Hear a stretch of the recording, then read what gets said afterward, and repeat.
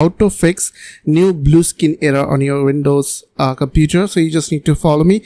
So simply what you have to do, you just need to go to advanced recovery option, and after that here you just need to click on command prompt, and after that, after open command prompt, also you can use save mode and open CMD, and after that put this command which is called del space then c/:windows then /system32.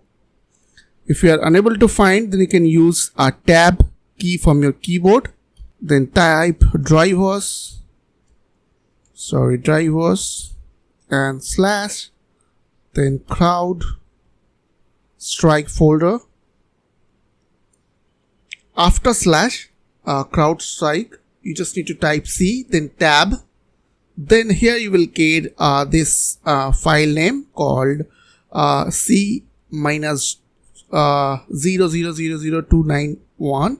So you just need to change the name to, after name you just need to put star. Okay, so you just need to put over here star before .sys. Now press enter from your keyboard, and after that you just need to reboot your PC, means restart your PC, and it will fix your problem.